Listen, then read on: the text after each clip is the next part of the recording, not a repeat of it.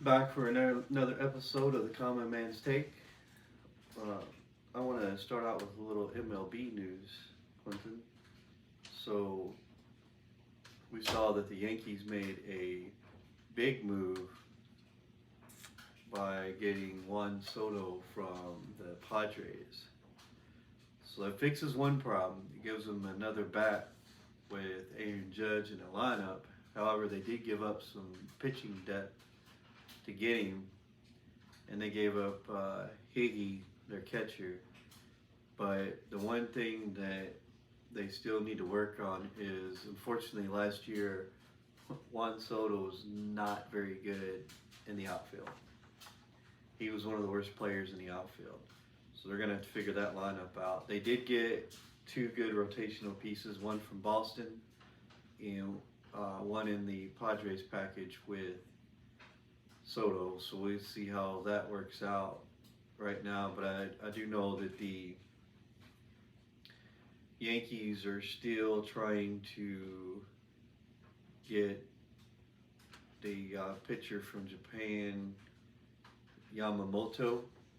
And right now the rumors are that the Yankees and the Mets are both in the lead for Yamamoto's services. And the other rumor is that he's a really good pitcher from Japan. Everybody wants him.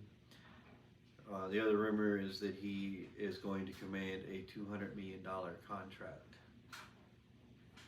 So pitching is something the Yankees definitely need. So we'll see if they can get Yamamoto. But even after that, they still have some work to do if they want to be competitive. Yeah, that's true. I think the biggest thing that they needed to fix last year was their pitching. Their pitching just wasn't that good last year, and this year they need to really fix that. And Yamamoto, if the Yankees get him, that's gonna really help them on their pitching. So I think this will, if they get him, that'll be a huge improvement for the Yankees. I think the other problem you run into with Yamamoto is, Yamamoto. The other problem you run into with the Yankees is that when Aaron Judge was out last year, they had no offense whatsoever. And if one player is your whole offense, you've got a lot of problems. So Juan Soto solves some of that, but they're going to need some of those other guys on that team to either step up, or they're going to have to make some more either moves in free agency or trades to be competitive. Yeah, because the Yankees didn't really have that much depth on the left field side. Mm-hmm.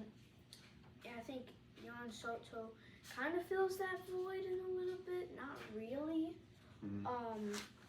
But I think that the Yankees still need to make some moves, because I agree with you on because last year they just could not. When Aaron Judge wasn't in the lineup, their offense was anemic. They couldn't score runs.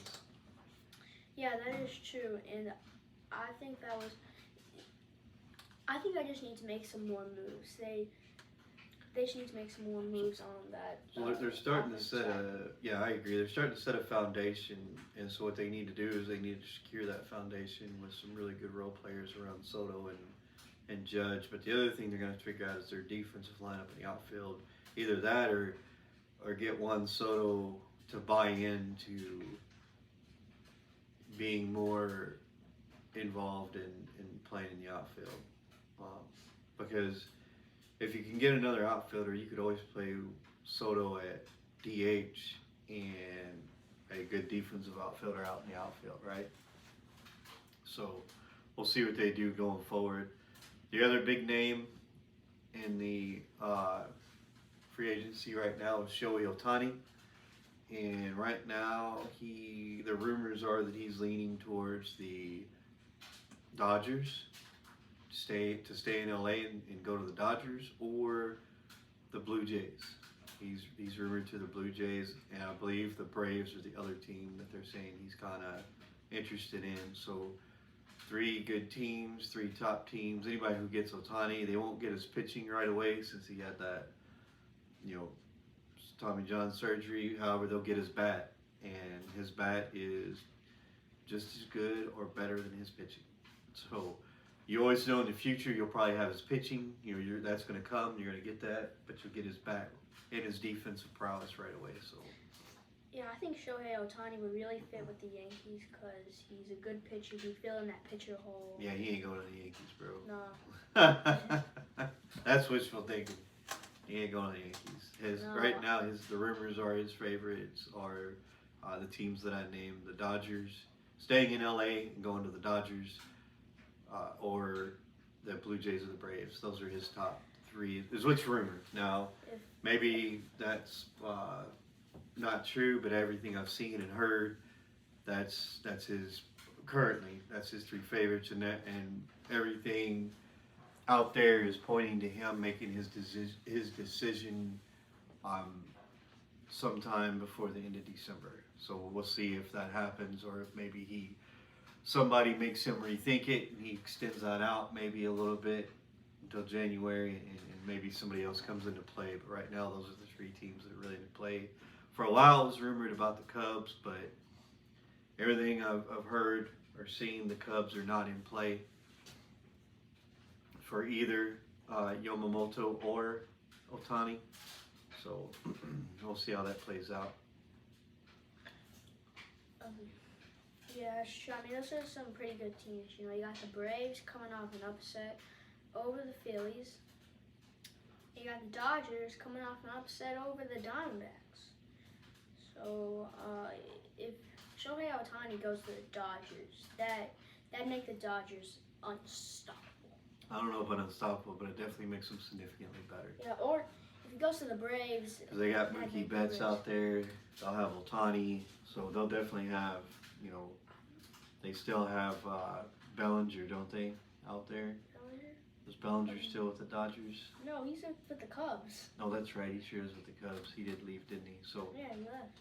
I mean, I know the Dodgers had a good team last year, so we'll see. I'm pretty sure they still have Freddie Freeman with them. So, yep, they got Freddie Freeman. Max Muncy was good. Rojas was good at shortstop. Then you got Betts, Hayward, DeLuca. I mean, you add Ohtani, and it definitely makes them significantly better. And then again, once he's fully healed, you could work him into that pitching lineup, which they have decent pitching in LA too. So definitely would be a good ad for them. Yeah, it would. So that's some pretty big baseball news. A lot of stuff going on from the winter meetings. We'll see what happens as some of these stories continue to unfold for the free agency and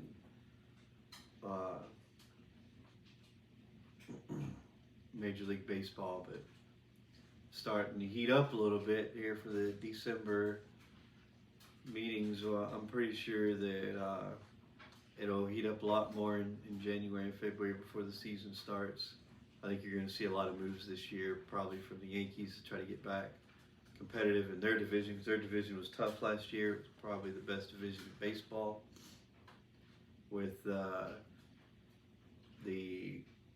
Tampa Bay Devil Rays, the Baltimore Orioles, the Yankees, I believe the Red Sox were the only ones with a losing record in that division last year, and Red Sox didn't have a losing record by much. So the Yankees got a lot to do to get back in that race. Yeah, Blue Jays, Orioles, Rays, Blue Jays all made the playoffs. All had winning records. The Yankees had a winning record by 2 games, 82 and 80. The Red Sox were 78 and 84, which was barely underneath 50%. So that division was tough, probably the toughest division in baseball. Nobody else had 4 of their 5 teams above 50% for winning percentage. Nobody. So definitely a lot of competition in the AL East. But we'll continue to monitor that, see what unfolds. I'm excited for baseball to start up again next year in the spring. I know it's a long way from now. Very long way from now, but we'll be catching some more college football, or not college football, college basketball to fill the void till the college football games start, the bowl games. Watch some college basketball to fill that void. Some NFL. Got some NBA as well. NBA as well. I know the NBA is fully into their tournament, and they're in the their in-season tournament, and they're in the semifinals now. It's all one-game eliminations now. I believe the Pacers. Yep, Pacers. Play the Bucks tonight. Yeah, Pacers beat the Bucks. Oh, did they? Yeah. Okay. The Bucks did not have Damian Lillard, so. Really? Yep. I didn't see him play. I got to catch a little bit of that game, and I didn't see him on the court, so probably. Let's check it out. Yep, 128-119. You're right. Pacers move on. Yep. So the Pelicans and Lakers play tonight at 8. We'll see how that goes down. I know they just beat the Suns to advance. We'll see if they continue to advance. While we're talking about the NBA, let's take a look here. So the Magic lost a couple of games, so they're back tied with the Bucks. The Bucks are 15-7, and the Magic are 14-7. Sixers are 13-7. The Knicks are 12-8. Pacers are 12-8. The Heat are 12-9. Cavaliers are 12-9. And then, of course, the Boston Celtics are leading the East at 15-5. So, pretty good competition there in the East. In the West, you still got, so the Timberwolves now have the best record in the NBA at 16-4. I didn't think I'd be saying that. The Thunder are 13-7. The Nuggets are 14-8 in third place. The Mavericks are 12-8. Lakers have moved up to fifth place at 13-9. The Kings are 11-8. Suns are 12-9. Pelicans 12-10. Clippers are now 10-10. They did have a losing record, and then the Rockets are 9-9. So that's your Western Conference there. Again, a quarter way through the season.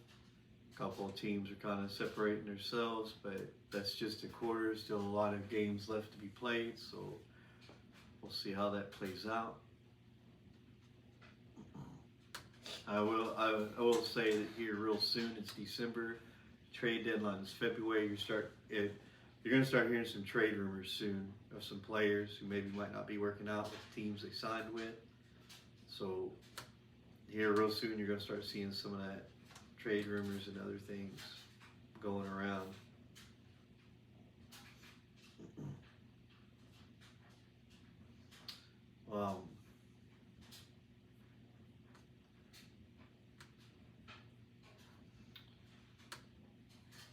I do want to talk a little bit about some college basketball. We really haven't touched on that yet this year. So I've only caught a few games.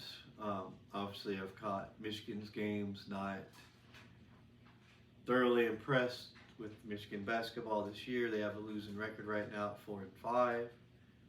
They most recently lost to Indiana. Their problem is they got great offensive plays and they can score with anybody in the country, but they cannot play defense. They don't get stops. They don't close out. They struggle playing man-to-man because once you start spreading the ball around and passing it by about the third or fourth pass, somebody's lost on defense, and that leaves a man wide open who drills a shot. So they need to really work on their defense if they want to be competitive in the Big Ten or even make the tournament or turn it around this season and have a winning record. Right now, Arizona is number 1 at 7-0. Kansas is 2 at 7-1. You got Houston at 3, 8-0. Purdue is 7-1 at 4. UConn 7-1. Baylor's 8-0. Gonzaga 6-1. Marquette 6-2. North Carolina is looking better this year at 7-1. Creighton's 7-1. That's your top 10 for college basketball. You past that, you have, and this is in order from 11 on down to 25. Florida Atlantic, Texas, Colorado State, BYU, Miami, Kentucky at 6-2. Tennessee, James Madison, Oklahoma, Illinois, Texas A&M, Duke, who is 5-3, ranked number 22. Duke looks like they're struggling a bit this year. Wisconsin is 6-2, and Clemson is 7-0 currently in basketball. San Diego State is 7-1. So we'll continue to monitor that college basketball and talk about some of the stuff we see. We'll try to catch some games this weekend. Kind of see how everybody looks on the floor. I haven't looked to see if there's any good games this weekend. I'll check that out tomorrow. But yep, we're going to start getting fully into some college basketball. See what's going on there. Anything you want to add? Any games you've seen recently in college basketball? Well, no. You haven't watched any? Nope. But I might check some out. I know football just got to the point where there was a lull in college football, so they filled that void with some college basketball.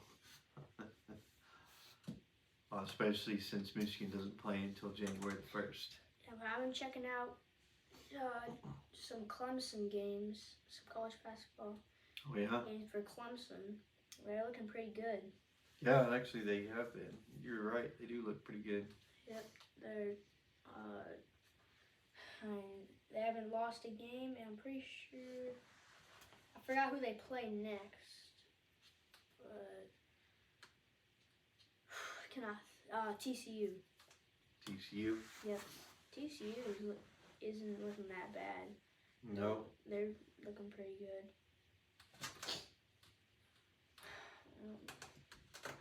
Let's take a look at some NFL. So I know the Chiefs lost again, which is crazy. Yeah, they lost to the Packers, So that gave the Ravens an even larger lead in the AFC right now. Besides the Dolphins. Well, I will have to look, but I'm pretty sure that the Ravens are in the lead in the AFC. I think it's the Dolphins. Last time I checked, it was the Dolphins. Was it? Yeah, I think I put the Dolphins because of, I'm pretty sure I put the Dolphins because Dolphins have a better record in conference play. Ravens got a better away record. They're 5-1. Dolphins are 4-3. Dolphins are 5-0 at home. But a lot harder to win on the road. Yeah, that's true. That is true. A lot harder to win on the road. Let's find out. Yeah, see, I told you. Dolphins are #1 just because of the conference play. Ravens are number 2. Chiefs are number 3 at 8-4. Jaguars lost also, so they're now 8-4. Steelers are 7-5. Browns are 7-5. I just want to take a moment here. So right now, if the playoffs started today, you would have the Ravens, the Steelers, and the Browns all in the playoffs from one division. That's 3 or 4 teams from one division in the playoffs. How crazy is that? That's just surprising, You usually don't get that. That usually never happens. That's a tough conference. You got the Ravens at 9-3, the Steelers at 7-5, the Browns at 7-5, and I believe the Bengals are 6-6. Yep. Cowboys had a pretty impressive.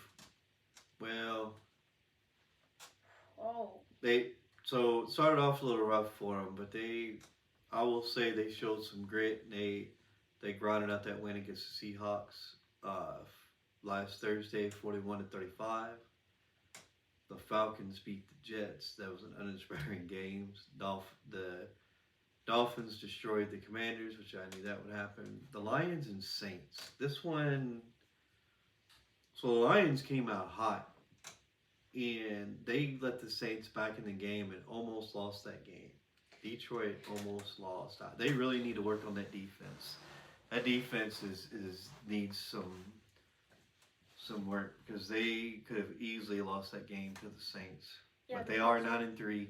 Yeah, because when I first watched that game, the Lions were up 14-0, and then all of a sudden they were actually up 21-0 at one time. Yeah, and all of a sudden in the second half, I see the Lions leading 24-21. Mm-hmm. And I mean, you let the Saints get 21 total points, and you guys got 3. Yeah, no kidding. After a 21-0 lead. Yep. I agree. The Lions, their offense is great. They need to figure out that defense. Colts are 31-28. Colts beat the Titans 31-28. The Chargers beat the Patriots 6-0. I mean, that Chargers offense, I thought the Chargers would be a good team this year, but they're not turning out to be what I expected, and that offense just hasn't been that good. No. Texans beat the Broncos 22-17. Man, Mr. C.J. Stroud is setting the NFL on fire. He threw for 274 yards and a touchdown. He had a QBR of 106.1. I mean, well, it looks like the Panthers should have drafted C.J. Stroud. No, I wouldn't say that. So unfortunately, the Texans had several good draft picks in the last draft, but they also had a good foundation for Stroud to take over. It's two different situations. As you look at that, Stroud stepped in a situation where he had good receivers. Nico Collins has been tearing it up this year. Like he has become one of Stroud's favorite targets. I think he has become C.J. Stroud's favorite target over the season. The Texans have David Pierce, who's a decent running back. They also have Singletary, who came over from the Bills. Last game, Nico Collins had 9 receptions for 191 yards and 1 touchdown. So they also have John Michie. They have Noah Brown, who's had decent games here and there. And they already had a pretty stout defense. So Stroud just came into a better situation. You look at the Panthers, and they have a middle-aged Adam Thielen as their number 1 receiver, which doesn't do much for Stroud. Their offensive line is not that good. Bryce Young spends most of his time on his back. And then you have, DJ Chark, who's always hurt. And they really don't have a real tight end on that team. Like you basically take Bryce Young and you didn't give him any weapons to work with. So you can't expect Bryce Young to have the same season C.J. Stroud is having when you don't have the same situation. Well, I mean, he doesn't really have that good of a coach, Frank Reich. I don't think he was that really good of a coach. Well, they fired Frank Reich anyway. Yeah, so I mean, I think they've realized that he's not a good coach. I think they realized this is why the Colts fired him, because he just he's not that good at coaching, and I think the Panthers have just realized that what the Colts realized. And I think, well, yes. That's true. Their offensive line isn't that good. Bryce Young's been sacked like a million times this season. He hasn't been able to just get away from the pressure, and it just hasn't been a good rookie season for him. Let's talk about my one of the surprising games. Well, actually, I kind of knew this was coming. I didn't think it would be this bad. But the 49ers completely dismantled the Eagles, 42-19. I mean, right now, the 49ers are the best team in the NFC, hands down. Nobody's better than them. They have beaten everybody. They've beaten all the top teams in the NFC except for the Lions because they haven't played the Lions. But they've now beaten the Eagles. They've beaten the Cowboys. Both games they won convincingly. Let's just look at the 49ers record. They still have to play the Ravens. Let me see. They still have to play the Ravens, though, so... That is true. So they've beat the Eagles. They beat the Seahawks. They beat the Jaguars. They beat Tampa Bay's really not that good. They did lose to the Browns. That's their lone blemish in the Vikings. But they beat the Dallas Cowboys 42-10. They beat the Eagles 42-19. They beat the Seahawks 31-13. Like when the big games come around, they beat the Steelers 30-7. Like when the big games come around, the 49ers show up. And you can't tell me they don't have some big time wins. You know, the Jaguars 34-3. Like every team that was on a roll and on fire, they hit that wall called the San Francisco 49ers defense. I'm telling you. I think they're winning because of Chase Young, to be honest. I would say that, but they did make some really good moves at the trade deadline that is definitely helping them a lot. So I won't argue that Chase Young hasn't been huge for them to come in, but they also got a good defensive lineman at the trade deadline. Like they did everything they needed to do to bolster that defensive line. But you still got Nick Bosa on one side, so yes, adding Chase Young on the other was huge for them. I'll have to go back and look, but I know they got a defensive lineman somewhere in that trade, and that's been nothing but great for them. Like you can't do anything on that defense now. And so they've really bolstered that defense. So, man, they're going to be hard to beat. They're going to be hard to beat in the playoffs.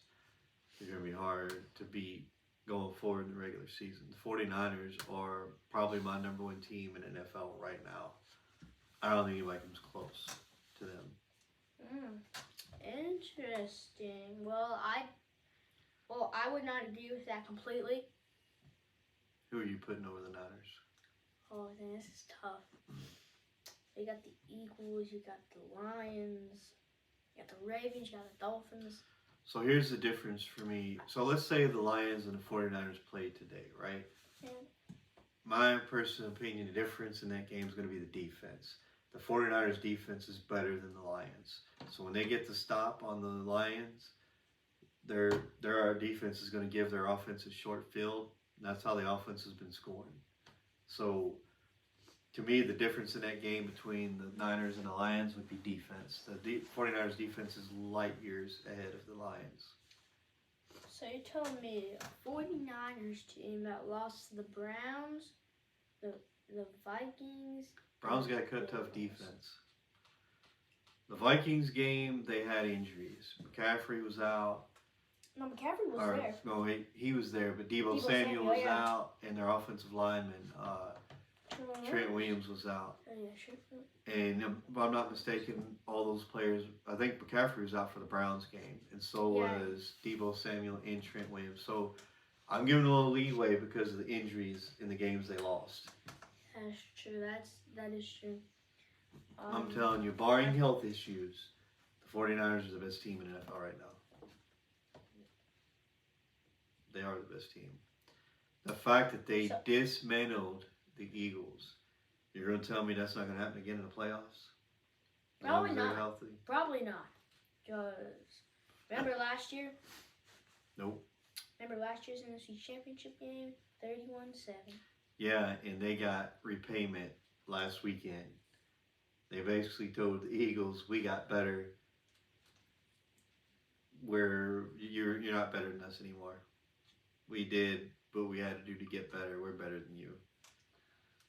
We're not just better than you. We're gonna curb stomp you just to prove to the world that we're the best team in the NFL." And they did. They've curb stomped the Cowboys. They've curb stomped the Eagles. They've curb stomped the Jaguars. All winning records. All teams that were hot at the time. They've curb stomped the Steelers, who was hot at the time. How were they? No, the Steelers weren't that good at that time. They were winning. Believe me, it pains me. Believe me, it pains me to say that because I'm not a Steelers fan whatsoever. Well, the Steelers. I'm just saying, man. I'm just saying. The Steelers. I'm just saying.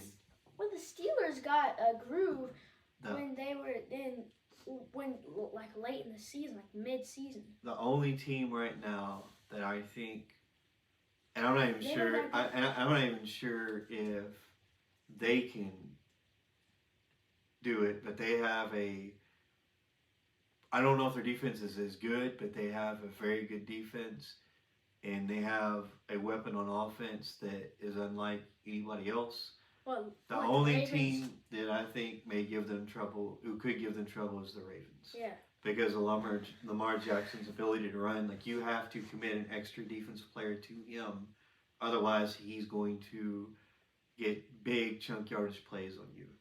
So like you don't have you have to worry about the run. You have to have a defensive player who's assigned to the running back, one who's signed to spy Lamar Jackson, and you still gotta have coverage on the back end. Right, that's the kind of threat that the Ravens pose on offense, and I'm pretty sure their defense has gotten healthy, and they're supposed to have everybody back for their game this weekend. Again, I don't know. Maybe the Niners stomp the Ravens like they have everybody else, but that's the only thing that I think that the 49ers had. Jalen Hurts is good, but to me, he's no Lamar Jackson as far as scrambling around and doing the QB runs. Yeah, and so that's why I think that Lamar could, I'm not saying he will, but could pose some problems for their defense. Yeah, because it is hard for those RPOs. Yeah, that's what Jalen Hurts going to do, because Lamar Jackson just could not be stopped by a Jets defense. Like a couple of years back in week 1 in the Eagles, Jalen Hurts just got stopped by the Jets defense because they were too tough to him. And, I mean, I agree with you. The threat is Lamar Jackson because he can run, he can pass, because you gotta play zone and man coverage at the same time, especially against Lamar Jackson. Just gotta switch it up, but yeah. Like you're yes, I agree. It's hard. Because again, if you don't account for him, you're taking your chances. I think he's become better as a passer in the pocket. But to me, even though he can stand in the pocket if he wants to, I still think that his best ability is throwing on the run. And to me, that's the one thing that the defenses struggle with because of the fact that as soon as you think he's running and you commit to coming after him to stop him, he throws the football and it's a completion. Now, the one thing that hurts him is he lost Mark Andrews, which is a huge loss for them. But they're still winning without him, and he's starting to have to use. He hasn't really had receivers like this for a while, and he's starting to have to use those receivers. So he's learning, and so the receivers are. Odell Beckham's been having some good games lately. Rashad Bateman's starting to come into his own because people can't. When last year, when he was supposed to be the number one receiver and people could focus on him, he struggled. This year, everybody's focusing on Beckham Jr., Angelor, and so Bateman's kind of being able to go out there and just be him, and he's making some great catches this year, and he looks a lot better this year than he did last year. Angelor's been huge for them, so they have options outside of Mark Andrews, so as long as they use them, I think they'll be fine. You got Zay Flowers, who's been a Oh yeah, Zay Flowers. yeah. I forgot about him. Yes. Yeah, he's had a great rookie season. Yep, he's been involved in the run game as well as the pass game. So that's always a plus with a receiver that you can do that with. Yeah, I believe he leads the team in receiving yards this season. So yeah, he's having a pretty good rookie season. I think he might be a huge threat to defenses. All right, that's all I got for this episode. You got anything else? No, I don't have anything else for All this right. episode. Thank you guys for listening. Remember, our podcast is on every platform that offers podcasts. Common Man's Take on Sports. Please, please, please, if you listen, you're listening, go ahead and subscribe and hit that follow button. And follow us and listen to us. We hope you like our show. We also have our YouTube page, Common Man's Take on Sports. If you don't like listening to podcasts, by watching YouTube videos, we just started doing video recordings, so it's not just our logo anymore with our audio. We actually have recordings that we post. So if you like to watch YouTube videos, please go to our YouTube channel, hit subscribe, hit like, leave us comments. We appreciate all the feedback. We appreciate you guys listening to our show and watching this. You guys have a good night, and thank you.